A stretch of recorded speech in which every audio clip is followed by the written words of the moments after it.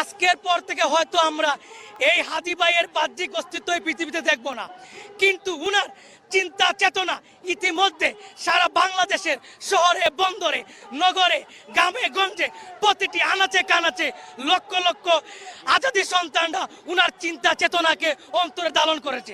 আজ অন্য দেশের বিরুদ্ধে কথা বলার কারণে, আমাদের উপর যারা জুলুম নির্যাতন করছে তাদের ব্যাপারে কথা বলার কারণে আজকে আমাদের এক ভাই শহীদ হয়ে গেলেন।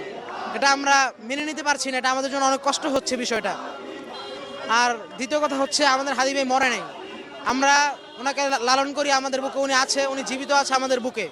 উনি হয়তো বা বাহ্যিকভাবে মারা গেছেন, উনি এখন আল্লাহ পাকের জান্নাতের পাখি হয়ে উঠছেন। উনি মরে নাই, উনি আমাদেরকে অনেক কিছু শিক্ষা দিয়ে গেছেন, আমরা ওনাকে স্মরণে রাখি। আর আমরা দুঃখের সাথে বলতে হয় যে এর আগে আমাদের যেই ভাইয়েরা শহীদ হয়েছে তাদের বিচার আমরা পাই নাই।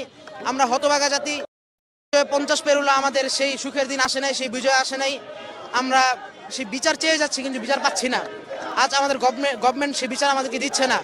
আমরা একজন মারা যাচ্ছে, শহীদ হচ্ছে, আমরা শাহবাগে আসছি, আন্দোলন করছি 2 দিন 4 দিন 5 দিন 1 সপ্তাহ, তারপর ভুলে যাচ্ছি। আসলে আবরার ভাইকে আমরা ভুলে গেছি, সাইদ ভাইকে আমরা ভুলে গেছি। আমরা মুখে মুখে বলি স্মরণে রাখছি, কিন্তু আজকে তাদের বিচার হচ্ছে না। এই বিচারের জন্য আমরা আজকে রাস্তায় নেমেছি। ইনশাল্লাহ এই আন্দোলন অব্যাহত থাকবে। এই রক্তের মাধ্যমে আমাদের দেশকে আমরা আধিপত্যবাদ মুক্ত করতে চাই। কিছুদিন আন্দোলন করি, আন্দোলন আবার বন্ধ হয়ে যায়, সরকার এগুলার বিচার নিচ্ছে না। এ পর্যন্ত আবার আমাদের সাইদ ভাই, মুগ্ধ ভাই, তারপর আবরার ফাহাদ, সকলে আজ পর্যন্ত হাদি ভাই অনেকজন রক্ত দিয়েছে, কিন্তু তাদের বিচার হচ্ছে না, সরকার তাদের বিচার করছে না। আমরা এই বিচার চাই, এই বিচার যেন বন্ধ না হয়, আমরা এই বিচার চাই। অকুতভয় কণ্ঠস্বর, তো সেই হাদিকে আমরা সবাই ওন করি। আমরা চাই না যে এরকম আগ্রাসন বিরোধী কোনো অকুতভয় আর কোনো হত্যা হোক এভাবে নৃশংসভাবে। আর আমরা আরেকটা জিনিস বলতে চাই, আমরা বিভিন্ন নিউজের মাধ্যমে জানতে পাচ্ছি যে আমাদের দৃষ্টিকে অন্যদিকে নেওয়ার জন্য যে পলায়নের একটা নাটক সাজানো হচ্ছে, যে বর্ডার ক্রস করে পালিয়েছে।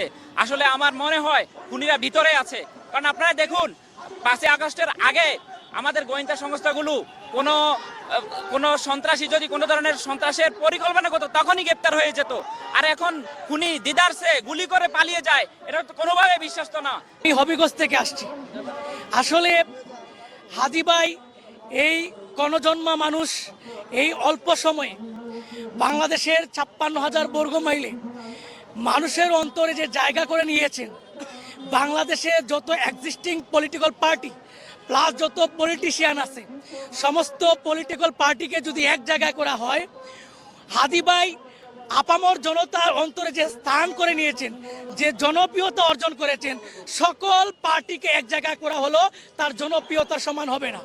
আজকের পর থেকে হয়তো আমরা এই হাদি ভাইয়ের বাহ্যিক অস্তিত্ব এই পৃথিবীতে দেখব না, কিন্তু উনার চিন্তা চেতনা ইতিমধ্যে সারা বাংলাদেশের শহরে বন্দরে নগরে গ্রামে গঞ্জে প্রতিটি আনাচে কানাচে লক্ষ লক্ষ আজাদি সন্তানরা উনার চিন্তা চেতনাকে অন্তরে ধারণ করে।